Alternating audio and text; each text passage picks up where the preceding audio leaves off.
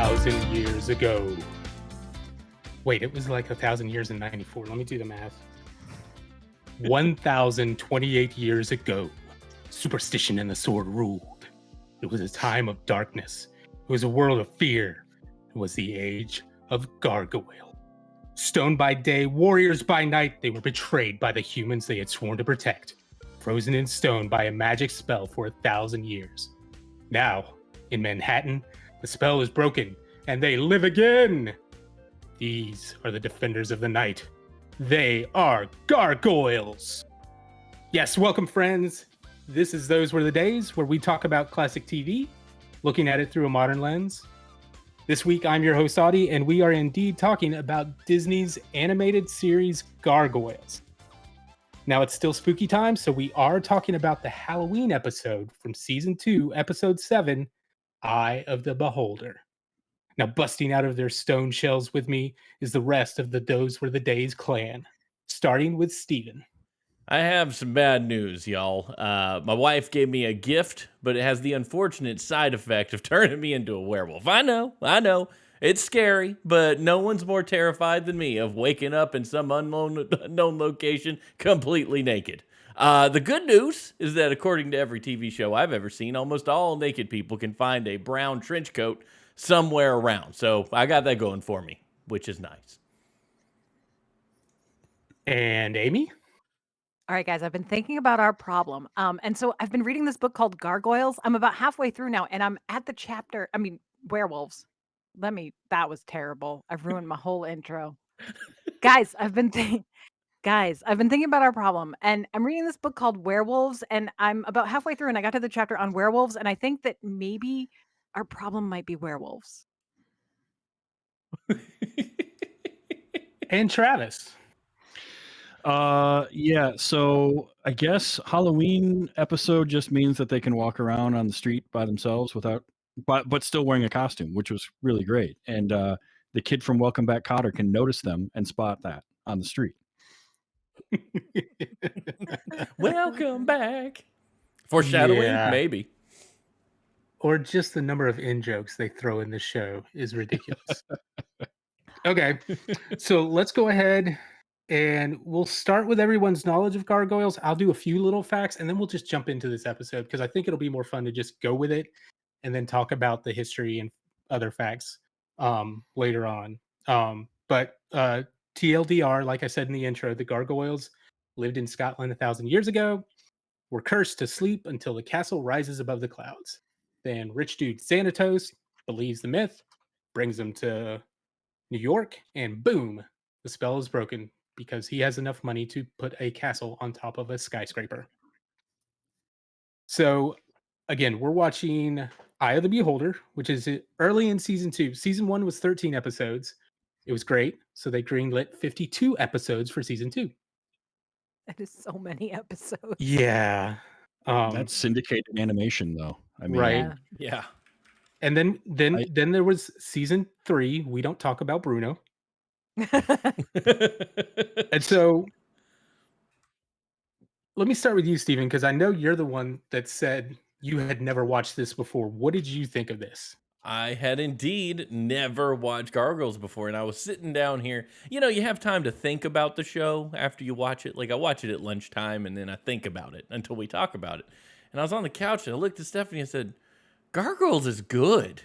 Like, it's real good. Even the show that's just like this offshoot Halloween episode. But I know why I didn't like it as a kid. As a kid, I was a very Looney Tunes, Disney, Chuck Jones kind of kid. That might come as a shock to some.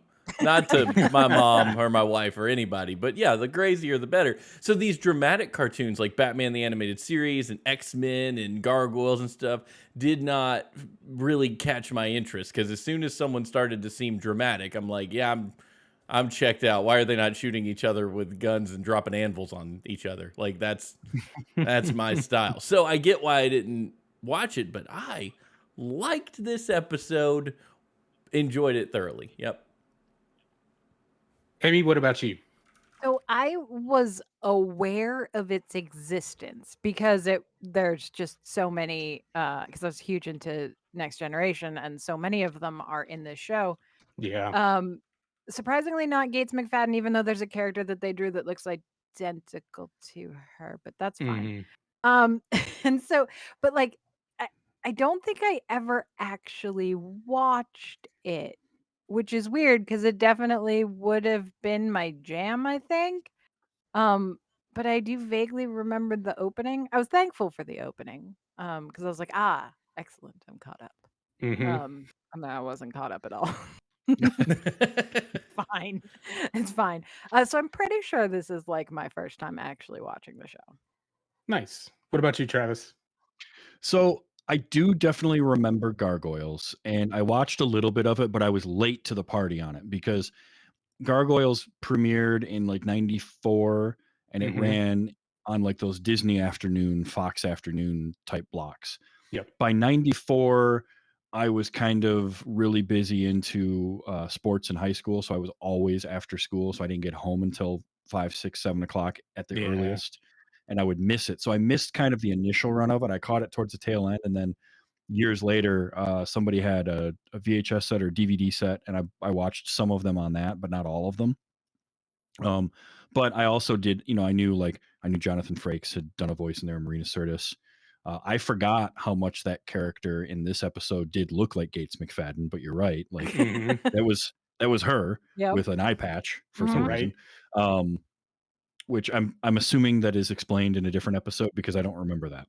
Like the patch around her eye, the like Not implant. specifically. She was a Okay. The big Ace fox. Frehley fan. That must be it. Yeah. It was just her But design. They never really explain it, but I mean, it's shaped like a fox, and her name is Fox. Mhm. That was That's my true. assumption. Yeah.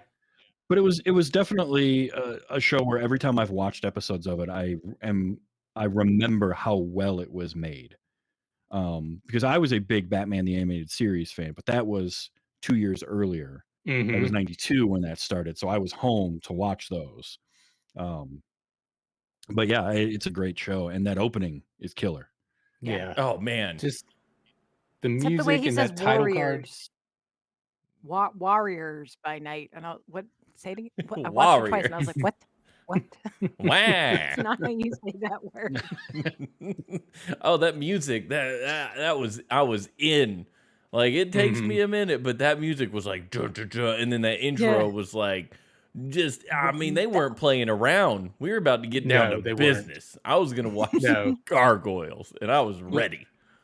we'll talk about it No, a little and bit, but Steven, this initially was going to be your fun time Disney cartoon, and you can find video of them talking about the characters, and they look like something more out of Gummy Bears than this. Oh wow. Which is funny because they just went and put that in The Hunchback of Notre Dame like Mhm. 2 years later. yeah. Because those gargoyles are very much that. But basically, Batman the Animated Series hit, and this was their answer. Like the producers, were mulling a rich guy dinner where they're far across a ridiculously large table Mhm. for no good reason Yeah. For tea though, for they all they tea had was tea. With the or big four. coffee. Big Oh, Yeah, four. and Xanatos had the bottomless teacup because right. there was a lot of tea Oh, poured into that cup. Now, and let me tell you, we got in the previously on, I was about to right? We say we we got him have a previously on. we That's got not him something that was regular at the time for cartoons. we got him giving the line, "That was the icing, you are the cake," and then kissing her. And let me tell you, if anybody tries to use that line on me, I'm gonna go, "Wait, is there cake? Yeah. Wait, hang on, is there cake? No?" And so, yeah. Okay, so we've got Xanatos, who at this point is the known bad guy of the show. He brought the gargoyles, but does all kinds of he's evil Tony Stark, basically. Yeah. I went to the Mhm. wiki. I did some Yeah. research. I was like, "I need to know what's happening." Sure. So for those of you who didn't go to the wiki, so we've got Fox, who originally was a member of the Pack, who were mercenaries turned TV stars. Like they starred in their action-packed TV thing. Apparently, all behind the scenes manipulated by Xanatos because that's who he is. And eventually, they got bored of TV and hunted the gargoyles. And you know, all that ensued, fights. Now they're criminals. They all got put in prison. At some point, they break out, and Fox is like, "I'm not doing that. Going to stay here and pay my dues." So she's eventually, like we saw in the previous Leon, she's released on parole straight into David Xanatos's arms because he likes her. Sure. Yeah. And Hold so on, we're here now. real quick though, we flew past you saying the words mercenaries who became TV stars. Have you not seen television today? Because honestly, that did not phase me one Uh-huh. bit. Yeah. There Yeah, aren't very high standards. it's a conceit of the show, but yeah, they basically HBO is did. making that show right now. There is zero doubt in my mind. Blackwater, the Yeah. TV series. Yeah. And this is like, we had maybe a couple episodes in the first season. The pack in various forms shows up a lot more. This is not the last time we see any of them. Which is again credit to the writing of the show and what they do with all of these characters. So we've got David going, "Marry me," out of nowhere. Uh, See, and she, I "Are you assumed that there serious?" was more build up to that. Yeah. Like, I assumed that I was coming in late. Like, I just got here. I'm sorry. That's fine. You guys No, do I your mean thing. the previously on gave you the major extent of their relationship. This Which is the was one him that kind getting of, her out of prison. Yeah. yeah. I Yeah. mean, there was always kind of things like that. He was, whenever she was suggesting things for the pack to do, it was David behind the scenes saying, "Hey, why don't y'all do this?"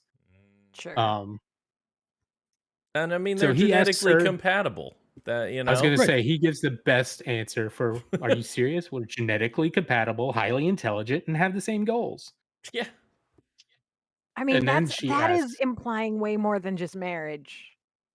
Like, that's like, "Mm-hmm. listen, we're gonna have kids, Okay, and yeah. hold on with the spoilers, Amy, for this show." Oh, geez. Oh, geez. So, and then it's interesting. She's like, "What about love?" And he's like, "We love each other as much as two people like us are capable of." How romantic. Listen, though, that is some self-awareness that I am gonna give him a lot of credit for. True.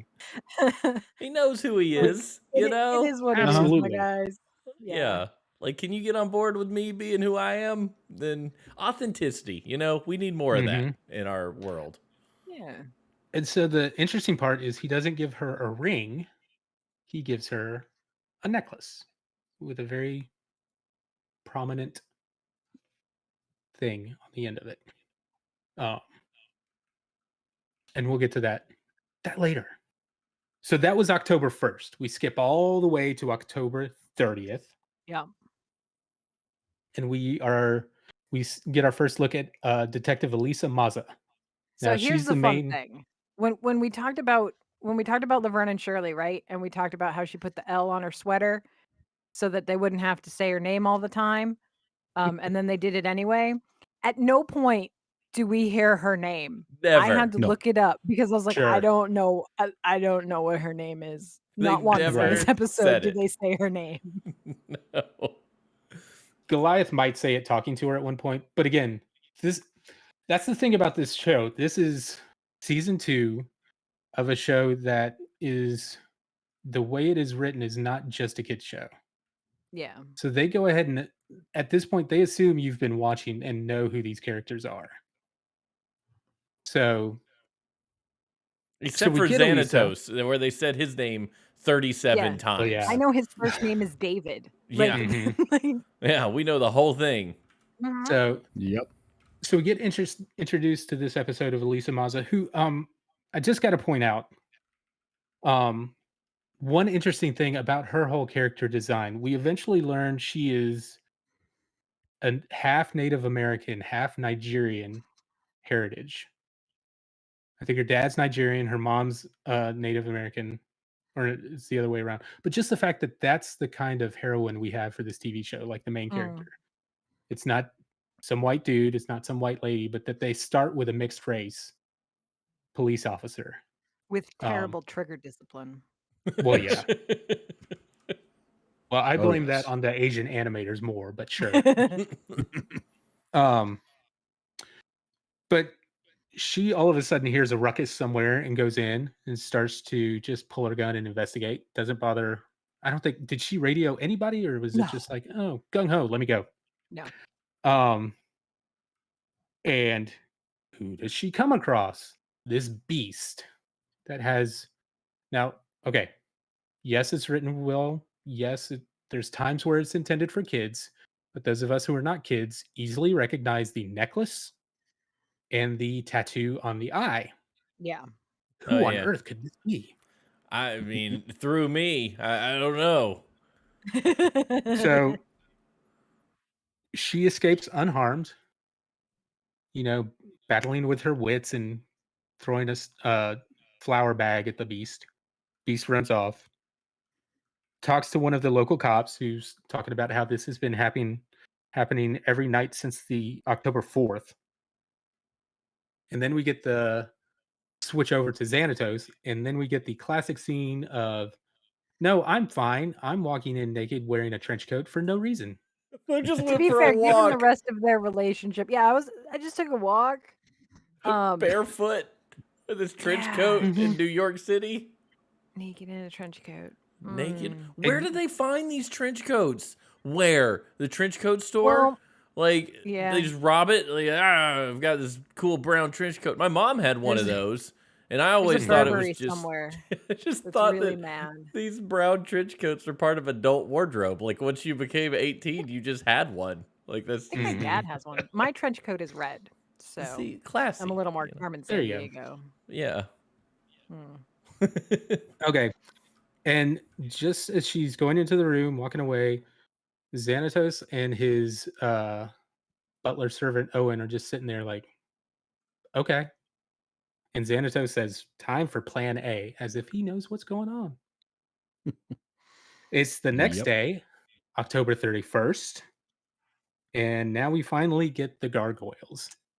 And it's Halloween. So, like we said, they're all excited about being able to actually mingle with the people and not have to worry about it. All right, so I have a question. Sure. So when they like wake up and they like break out of their like stony exterior, that's fine. Like I assume it's something not dissimilar from a lizard shedding its skin. It appears to be stone, and that's a lot of stone bits falling off of a very high building Hmm. towards the ground. I feel like that's a problem. They Yeah, That's glide. one just of the more glide. interesting things about their design is like They fall with they're style. they just glide on their wings. Because if they had to fly, their wings would be like 2 or 3 times that size to Hmm. be able to pick them up. Um, Yeah, they're heavy. Unless they were Solid. bumblebees. so, um, so they go down to Halloween, and then all of a sudden we cut to Fox transforming. Like, I kind of appreciate that this episode didn't waste time with that. Didn't try Yeah. to make it a big mystery. It was just like, oh, Hulk smash. All right. So here comes another question. Hmm. So we establish at some point that she is in fact being turned into a werewolf. It's in the episode description. We look in a book about werewolves. Now, is it a werewolf if it has nothing to do with the moon? Because while it is a full moon on Halloween, which is always A plus, very good Hmm. timing. Love that. They've been talking about how it started like at the beginning of the month and sightings have been increasing. Is that a werewolf? I mean, it is lycanthropy, you know? It's Sure. so, but it's more of an enchanted lycanthropy rather than All a right. disease of Okay. lycanthropy. And I'm going to Okay. try to work lycanthropy into as many I like it. sentences throughout this episode as I can. Good job. I'm gonna pull out a good word in a little bit, so Okay, Nice. I support this. Yeah, I mean, I and I would think say I was gonna say I I would say it's a werewolf only because we don't have any better term for it. That's fair. Sure. I'm just Yeah. saying that reading the book about werewolves is probably unlikely to help in this scenario. Right. Outside of going, that's a werewolf. There, wolf. Mhm. Werewolf. can Yeah. confirm that's a werewolf. Yeah. And then we get more interesting dialogue from Xanatos because he's not freaked out at all. At all. Yeah. She flies out and he just boldface says, if I had known the Eye of Odin, like that's the name of the pendant, the Eye of Odin. had that Should kind have of turned him power, into a raven, but okay. I Yeah, I wouldn't have mean, just that would have given made it more away. sense. Mm-hmm. And then he said, spilled milk, plan B. But then he Can we does look take a upset. Dang. can we take a moment to talk about how good that transformation animation was? It's really hmm good. That was real good. That was like Mhm. American Werewolf in London in animated form. Yeah. Like I was One of the impressed. one of the things that drives me crazy about Gargoyles is the inconsistency of the animation. Because you've Yeah. got scenes like even within this episode, you've got that excellent transformation scene. And then later on when they're fighting, it's like, okay, did you just let one dude animate this over the weekend? I mean, it's like, Which it's is like actual anime, right? Where you've got like the scenes that are super well animated that they're gonna reuse every episode, and then you've got like it's just a moving background. mhm, You've got the budget and you have to allocate it. You've got this many frames to do. So pick where you're gonna put them. right. Yeah, it's just funny the way it shows up at times, and it's that's nitpicky stuff that annoys me, but it doesn't deter my love for the show because they still like even the quote unquote bad animation is still good enough to work with all the rest of it. It doesn't feel completely out of place or anything. Well, Yeah. the only thing that stands out to me is that on all these shows, including Batman the Animated Series, human beings can't run.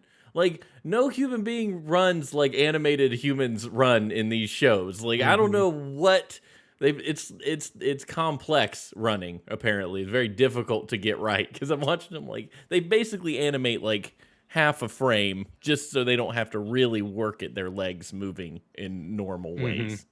That Yeah. always stands out to me. Mhm. I'm not an All animator, right. so forgive me for fussing about it because I can't do it.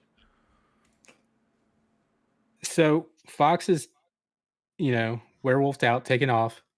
Um, Elisa all of a sudden gets an anonymous tip about where the creature might be from someone. And then we've got Can't imagine who that Xanatos. would be.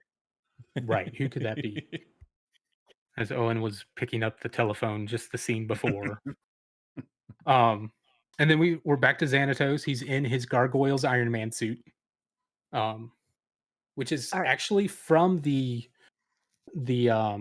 pilot episodes. Like he started out like one of his goals was creating gargoyle robots, and then there was a special one that turned out to be Xanatos. So this is nothing new for him. He uses this regularly. All right. But I had a question about it because I did Mm. look that up and I was like, okay, no, I'm on board. You've made a gargoyle suit. Why would you make it with digit wow, digitigrade legs? If you like, you don't need them. Yeah. Why have you done it? What are you doing?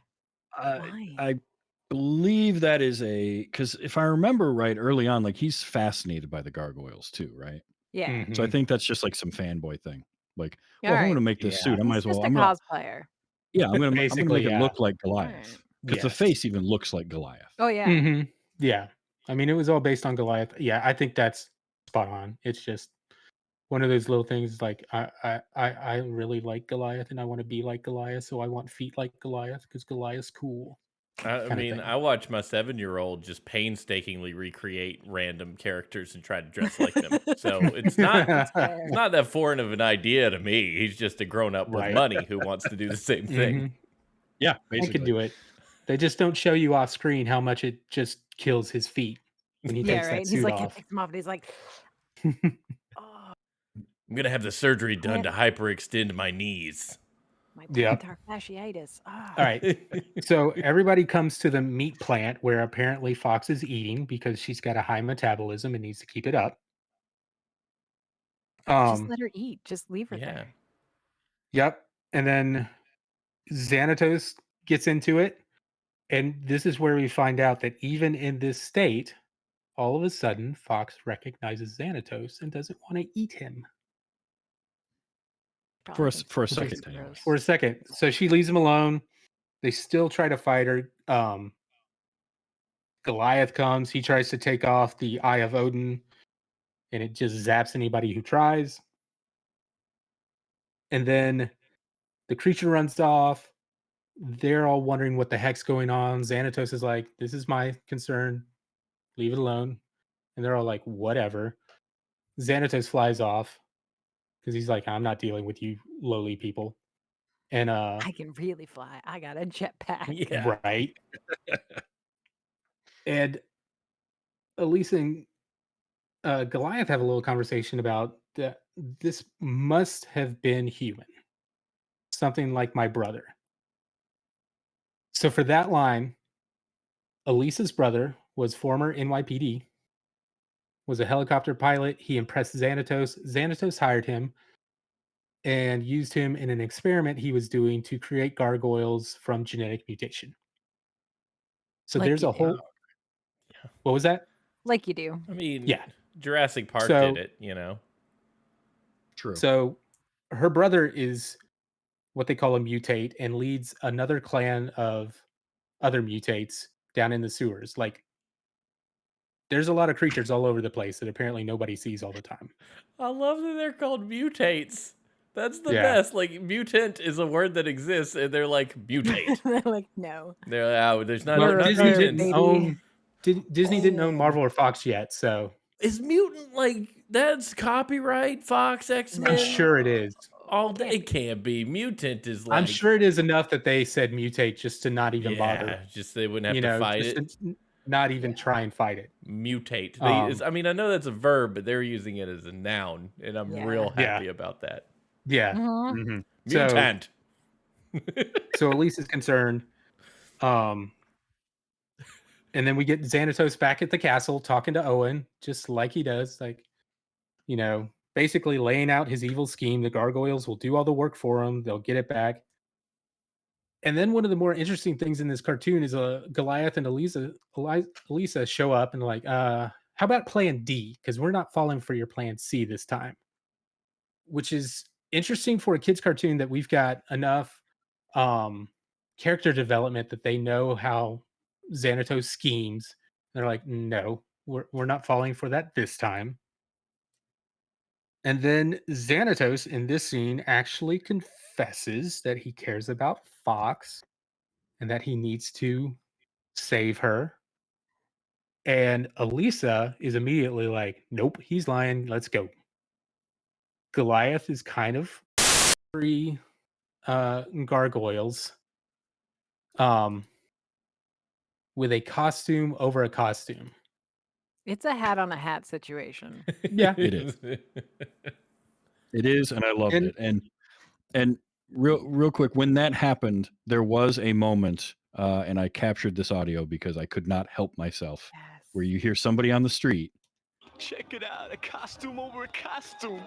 Mhm. and I'm like, hold on now, let's rewind that a second, and I'm capturing that thing because it was a costume on a costume. Mhm. And it's funny how much those voices are done by the regular cast. And Mhm. sometimes you can hear Yeah. who it is, sometimes you can't. Like Keith David did like 4 or 5 different cops and other guys around the time, Yeah. around the show. I know Jonathan Frakes did a few here and there that you hear. So it's common. I don't know. I couldn't tell who that was, but it was fun. Lots of little fun touches like that.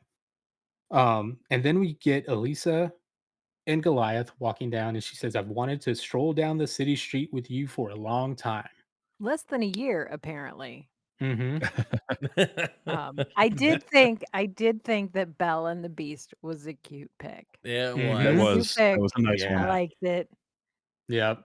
That's definitely Disney going like, let's have a little more fun with this, okay?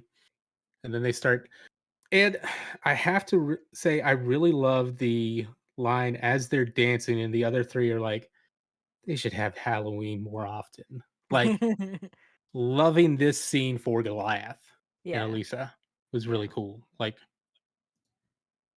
little kid me probably didn't care at all. Big kid me is like, oh, Yeah. Well, now, I mean, if the show's done 20 years later, how many cons are there? I mean, they could just fly wherever they Yeah, want. just and forever. Yeah. Just Mhm. con to con Yep. to con. Look, let's go on a date at Dragon Con. Yeah. Totally fine. Oh, what could have So been? now, yeah, and now they continue strolling down the street. Goliath sees a wolf and immediately attacks this person and finds out it's just a costume. And he starts to question and reconsider if Xanatos was telling the truth about actually loving Fox. And then all of a sudden, we get our answer because here's Fox. Um, they hear the commotion. Again, they run into a building, find her. Goliath and Xanatos are both doing their thing. I love that Elisa's got her gun out again because she's always got her gun. And he immediately, Xanatos, in his, he's still got, the Goliath Iron Man claws and just crushes Yep. the gun. I Later, was upset about this. Like, you don't have yeah, to crush. Guns are expensive, Like, just you take don't the take an clip officer's out. sidearm. Yeah, Mm-mm. Right, yeah. She's a cop. She can have it. But just, you're going to take it. Just take the clip out and crush that, Like, Yeah. you ain't got to crush the whole gun. we learn 'Cause later now, where she's keeping that gun, Uh-huh. and you're not. Mm-hmm. You're not Also, I getting it love the out of little there if fact you of need it. when what was that? You're not getting it out of there when you need it. You're Yeah. just not. It's not happening. Yeah. So Goliath gets thrown out of the building into a passerby's car. Now, one more the people whose car he gets thrown into and then they later jump off of, this is Brendan and Margot, a yuppie couple that always seem to get in the way of the gargoyles. Like they are Perfect. always getting their car smashed or whatever. They're always in the middle of it. And there's some character development as the season goes on, but I'll let you watch that. But it's just funny that that happened. And then as they jump up to follow Fox up the building, I just love that Broadway just eats his hat out of nervousness. Just It's just like I don't know what's also, going on. also, What do I do? I love that the gargoyles are all named after places in New York except for Goliath. You've Yeah. got Goliath, and then it's Mhm. Lexington and Brooklyn and Hudson, who's Bronx. voiced by Well, Ed Asner.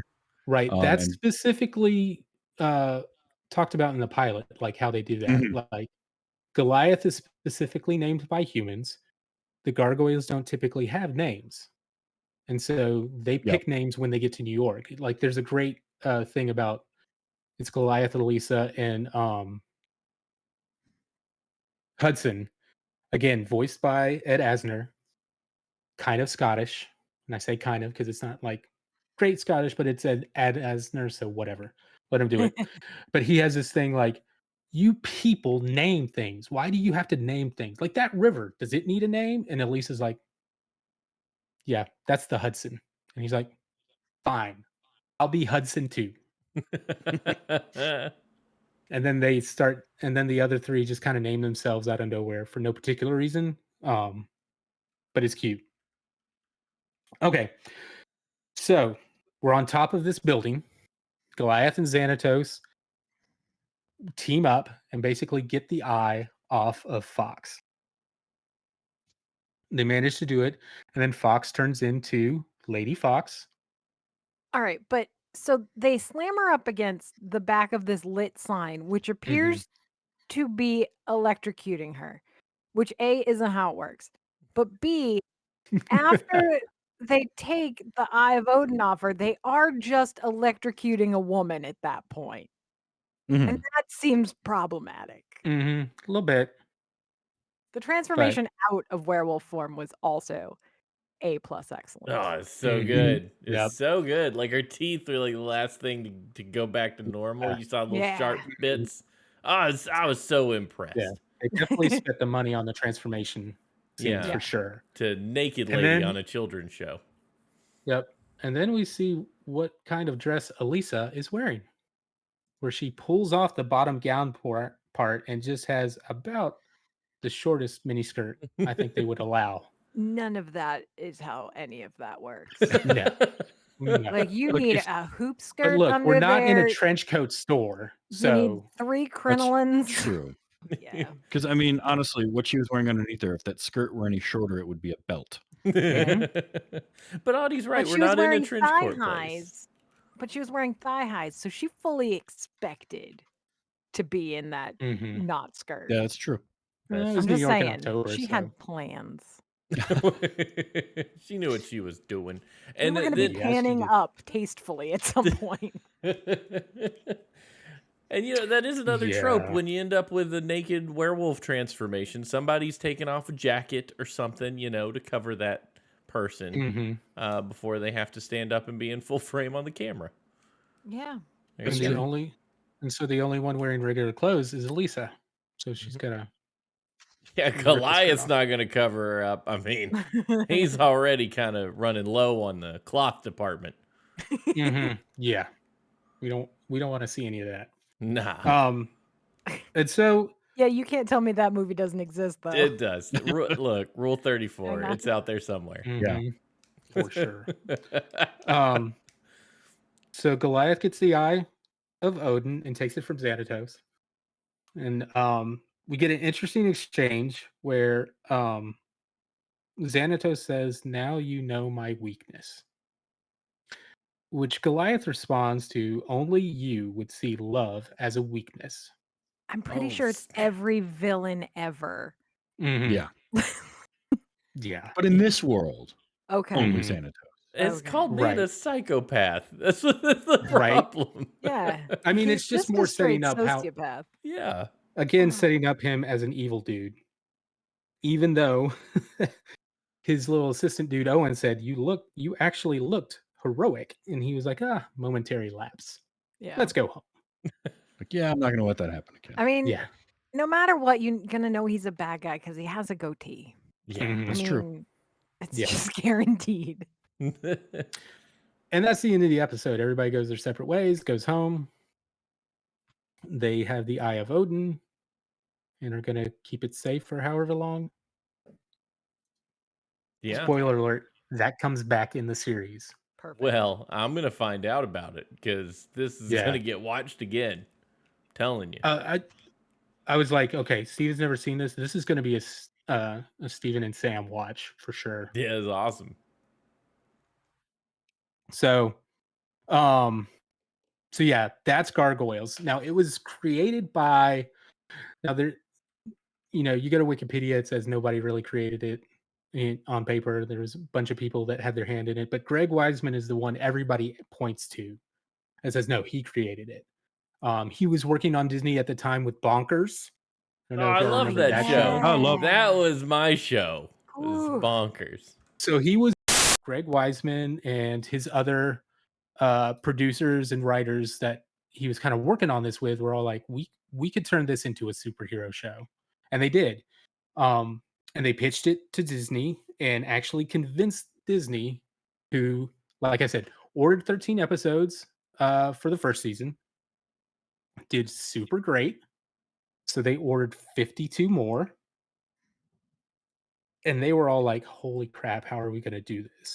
It's like when a Kickstarter does way too well, right? You're like, oh Yeah. Mhm. no. Oh, What I'm have not we equipped Yeah. to done? handle this much. No. Oh, But so jeez. they did have the Disney advantage of, it did well. Here's a bunch of episodes. You've got at least this budget. So they hired a bunch more writers and stuff. Um and that second season of 52 episodes is some impressive television. Like the first season is really impressive. Season 2 is where they just go off the rails and incorporate so stinking much into this show. Like they cover, like, a lot of the story is heavily uses Shakespeare, including Macbeth and A Midsummer Night's Dream characters. Yep. There's stuff from the Gargoyles history itself. At one point, they're traveling around the world and visiting all kinds of different cultures. So they end up in England and start talking about Arthurian legend and not so legend. They end up in Japan and figure out the gargoyles there exist, but they are referred to as what is it, Tengu, like an actual Japanese um, kind of creature. They end up on Easter Island at one point. They go into Mayan culture at one point, and there's all different kinds of gargoyles. And it's super interesting the way they weave it together and make it work. Um, so they did those 2 seasons, and at this point, Greg Wiseman's like, I've got all kinds of plans. Like, this is his baby, and he's ready to run with it. Yeah. Unfortunately, two things happened to Gargoyles that really uh, made it suffer and turn into what it was.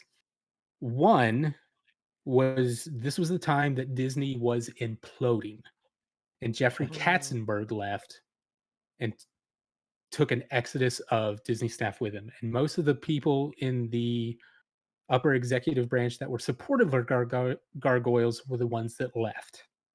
Mm, The second thing that that hurts. happened was this was also the time of the O.J. Simpson trial. Being an afternoon cartoon did not Mm-hmm. fare well going up against that kind of programming where everybody is glued to the screen watching all this, getting updates for no good reason um, I remember about the 9-year-old court me case. just glued to the screen with Judge Ito and Kato Kalin on the stand, you know. Mm-hmm. Tell you If the what. glove doesn't fit. Yeah. So because of this, Disney moved Gargoyles to Saturday morning, basically gutted and replaced the writing staff. And Greg Wiseman stayed along enough to argue and then get booted as well. So season 3 happened, but basically everybody of the fan community considers it not a thing at all. After that, Greg Wiseman wrote some Gargoyles comics for slave labor graphics. Um, these are considered. There were some other comics done by Marvel, but again, they didn't involve Greg Wiseman at all. Like he was just about to get involved and had a bunch of scripts written, and Marvel was like, "Oh no, we've already got them done." I don't even worry about it. Got Yeah, in-house writers for that, don't you know? right. So again, Exactly. fan community doesn't consider them to be canon. Greg wrote the ones for slave labor. They lasted from 2006 to 2008, and that was pretty much the end of it. Until recently, everybody was shocked to learn this year that Dynamite Comics is returning with Wiseman writing new stories for Gargoyles, and everybody's basically calling it season 4.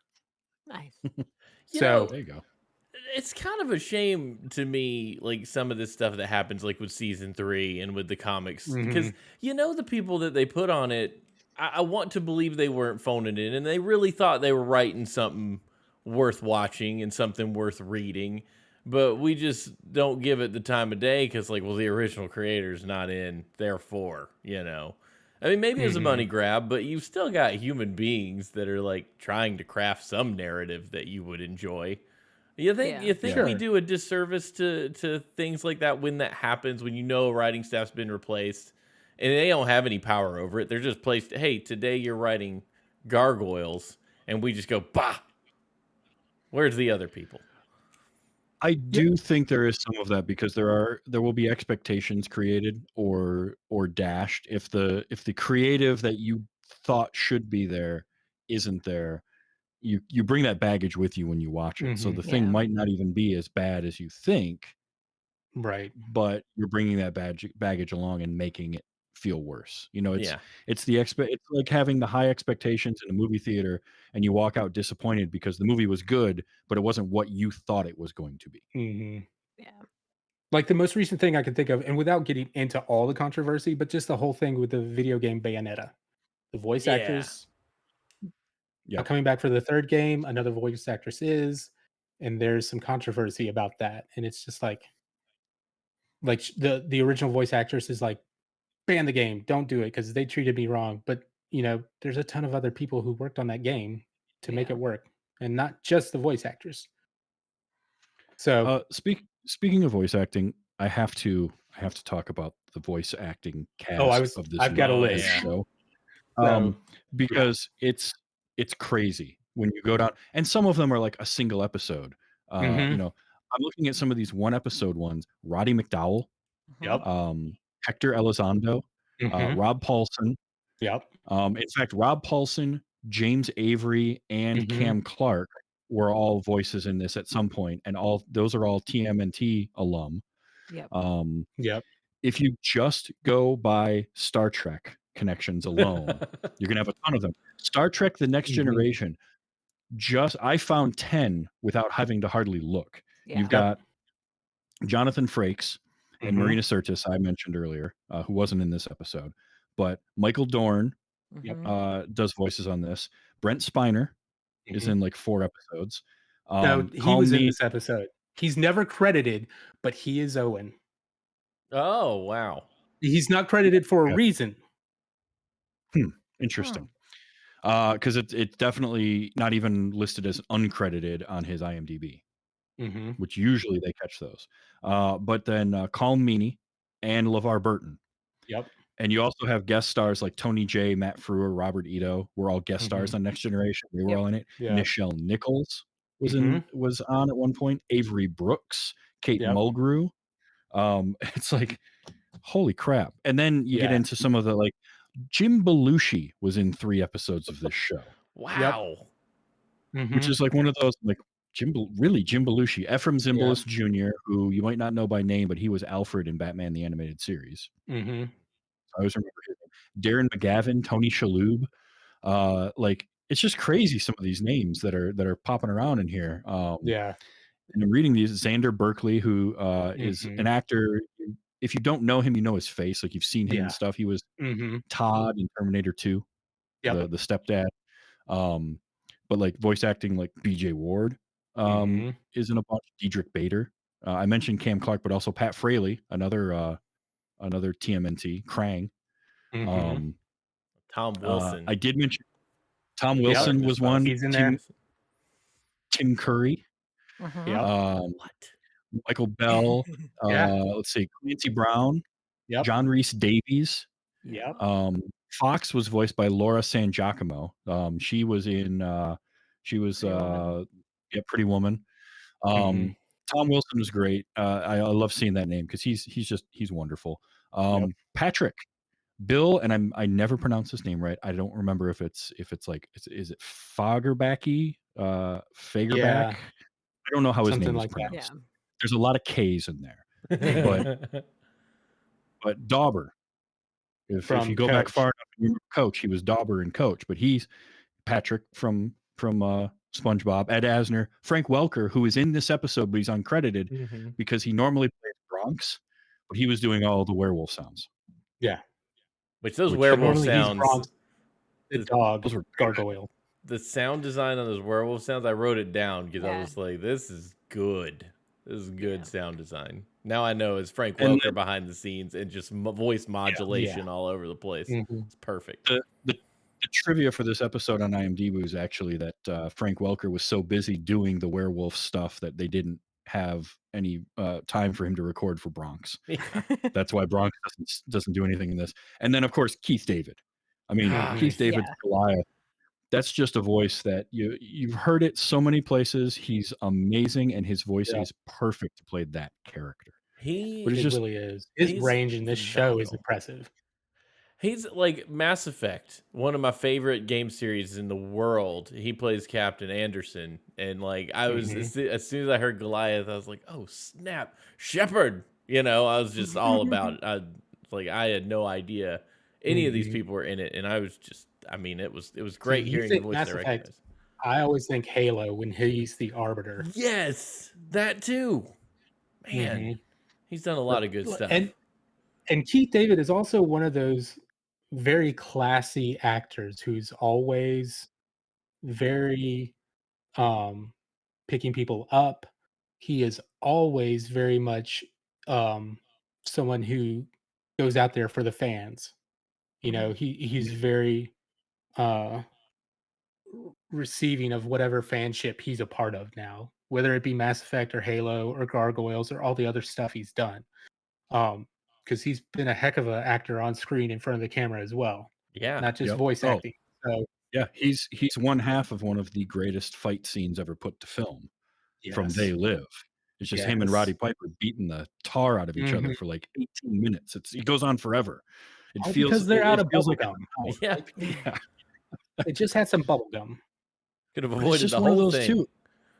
It's such a great mix of people with traditional like acting backgrounds that you have seen on screen, and also people that are like that are primarily voice actors. Right. When you look at BJ Ward, Rob Paulson, Cam Clark are mostly known for voice roles, and then you get your Brent Spiners, Ed Asner, who has done a little bit of both, but it's such a great mix, and I just love seeing that. And it was just amazing as I was scrolling. Every time I scroll down the list on Gargoyles, I'm like, oh, I forgot Matt Frewer showed up. Like, I love it's Matt just one of Frewer. those. And it's hilarious because they've set out the gate, like they cast Jonathan Frakes, they cast Marina Sirtis, not intentionally trying to go for Star Trek: The Next Generation actors, but they ended up just thinking down that line of like, what if we get this actor from the show? What if we get this actor? Like, apparently they thought about Patrick Stewart, but they couldn't afford him, Yeah.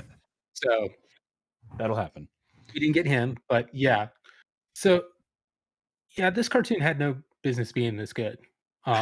This is one of the cartoons that as soon as I knew it was on Disney Plus, like it was one of the things that was on they advertised as being on Disney Plus before it came out, and I was Right. shouting from the rooftops, "Get Disney Plus! It is worth it just for this series alone." It's like finding out the Muppets are on there, and you're Yeah. just like, Yeah. that's worth $15 a month for me right now. Yeah. And I mean, Whatever it is. it's got a fandom enough that they are coming back. I mean, they've got this comic book series. There's a bunch of um, action figures from the NECA company that does like super detailed stuff. There's a bunch of demand for that. So, and Greg Weisman has not shut up about wanting to do more of Gargoyles. Like, if you follow him on Twitter, most of the time he's either talking about right now Young Justice, which he helps produce and lead for DC, and hey, let's get Gargoyles rolling some more because I want to do more Gargoyles. I've still got ideas for Gargoyles. And it's just like, dang, we thought we were fans of it, and he's fan of his own work so much he wants to keep doing it. So It's even definitely better. encourage, if you haven't seen it yet, definitely go check it out on Disney Plus because it is a heck of a ride. And it's ridiculous how well the story is weaved in and out, especially with all the different Shakespearean characters. Like that's a lot of fun. I think Greg Weisman talked about he used to be an English teacher or something and wanted to tell this kind of story to weave those kind of characters in and out. So, um, yeah, they had all kinds of stuff. I still remember the Sega Genesis game, which was very basic, but I think it's getting some kind of remaster or something soon. I heard, I mean, you got to which is follow the weird. hype. Like, if there's going to be more Gargoyles Yeah, I stuff, guess. then just keep it Um, rolling, you know?